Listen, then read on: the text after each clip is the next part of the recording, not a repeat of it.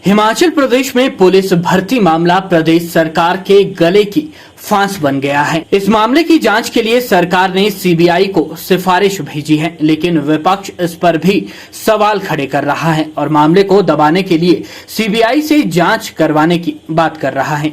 कांग्रेस के वरिष्ठ नेता और विधायक रामलाल ठाकुर ने शिमला में पत्रकार वार्ता को संबोधित करते हुए कहा कि सरकार ने पुलिस भर्ती मामले की जांच के लिए एसआईटी बनाई थी, लेकिन पेपर लीक के मुख्य आरोपी को पकड़ने के बजाय जिन्होंने पेपर खरीदा उन्हें पकड़ा जा रहा है। उन्होंने कहा कि पेपर लीक मामले में प्रिंटिंग प्रेस पर सबसे बड़ा सवाल उठता है, लेकिन अब तक उन्हें क्यों नहीं गिरफ्तार किया गया। उन्होंने आरोप लगाते हुए कहा कि प्रिंटिंग प्रेस वाला बड़े राजनीतिक नेता का रिश्तेदार है, जिसकी वजह से अभी तक उसके खिलाफ कोई भी कार्रवाई नहीं की जा सकी है। उन्होंने कहा कि मुख्यमंत्री इस विषय पर स्थिति स्पष्ट करें। साथ ही उन्होंने कहा कि सीबीआई ने गुड़िया मामले की भी जांच की थी, उसमें आज तक कुछ नहीं हुआ और अब पुलिस भर्ती परीक्षा पेपर लीक मामले को भी रफा दफा करने के लिए सरकार ने सीबीआई को इसकी जांच सौंपी है। उन्होंने कहा कि ये सरकार लोगों को गुमराह करने का कार्य कर रही है और प्रदेश के युवाओं के भविष्य के साथ खिलवाड़ किया जा रहा है।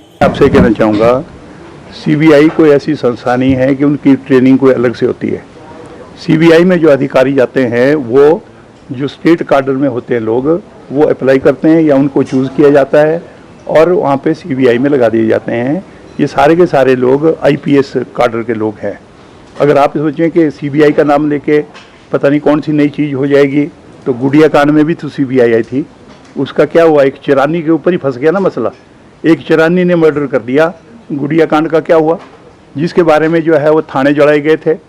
मैं ये कहना चाहूँगा, ये जो अभी हो रहा है कि बड़े बड़े मगरमच्छों को बचाने के लिए मछलियों को पकड़ रहे हैं, इसमें पुलिस के अधिकारी शामिल हैं, उसमें पॉलिटिकल लोग शामिल हैं।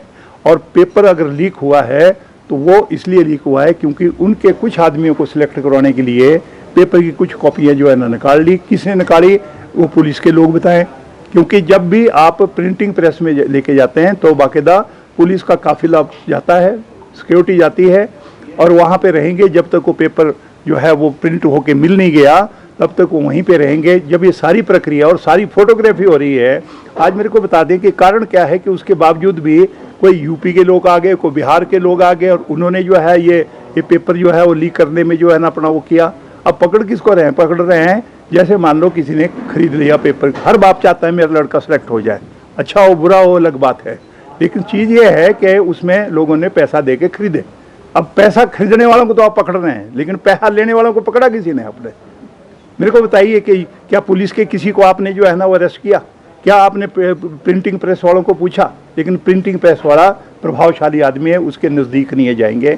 इसलिए ये सारी प्रक्रिया चली है कि वो जो मेन इशू है उससे लोगों को कैसे हटाया जाए। लेकिन जो लोग जो ओवरेज हो गए, जो पास हुए थे, मेरिट पे आए थे, अब जो पेपर कैंसिल हो गए, तो सरकार ये बताए कि जिन जो ओवरेज हो गए उनके बारे में सरकार क्या सोच रही है, कि क्या करेगी उसके बारे में।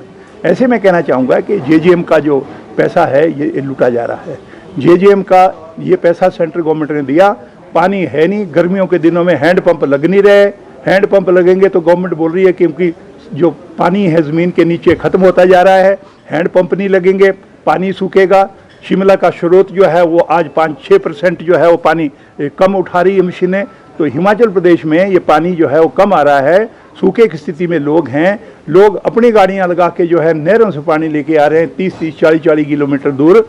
आज सरकार जो है वो कुछ भी नहीं कर रही है। जो पाइपें लग रही हैं वो मैं कहूँगा 2 कंपनियां हैं, एक लुधियाने की कंपनी है और एक चंडीगढ़ बेस है, वो पंजाब की कंपनी है। उन 2 कंपनियों को काम दिया गया है पूरे हिमाचल प्रदेश का, और मैं कहूँगा 1600-1700 करोड़ रुपए का काम जो है वो एक ही कंपनी को दे दिया गया है।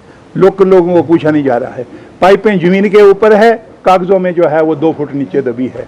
तो इसकी इंक्वायरी होनी चाहिए। और ऐसे जो गड़बड़ हो रही है, चोर दरवाजे से भर्तियां हो रही है और जो अगले दरवाजे से करनी है उसमें गड़बड़ हो रही है। लोगों को नौकरियां मिल नहीं रही है। ठेकेदारों में जो आपने ठेकेदारी के माध्यम से जो आप जिनको लगा रहे हैं उसमें कोई क्वालिफिकेशन नहीं है, कुछ नहीं है।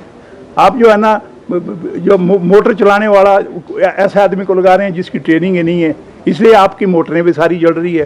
पंप हाउस जो है ना वो खराब होते जा रहे हैं। गवर्नमेंट के पास पैसा नहीं है। तो इन परिस्थितियों में मैं ये कहना चाहूँगा गवर्नमेंट फेल है चुनाव को ध्यान में रखते हुए ये छटपटा रहे हैं।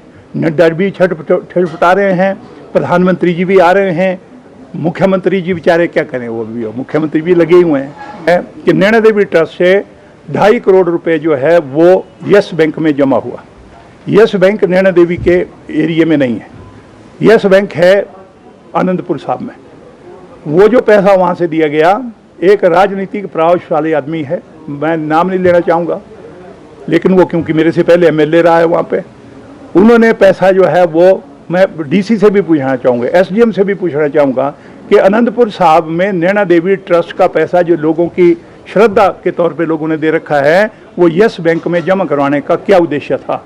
और वो पैसा वहाँ पे दिया, 5-6 गाड़ियाँ जो है उस नेता के कज़न ब्रदर के नाम से फाइनेंस हुई, और वो जो है वो रेलवे में का जो काम चला वो उसमें लगी हैं। लोकल लोगों को काम नहीं मिल रहा है। एक कोई जिला परिषद का आ गया बीजेपी का जीत के, 5-6 गाड़ियाँ उसकी लग गई, और जो लोकल लोग हैं जो हमारे यहाँ तक कि हमारे ड्राइवर तक नहीं रखे जा रहे हैं। तो आप ये लगा लें कि कितनी गड़बड़ हो रही है।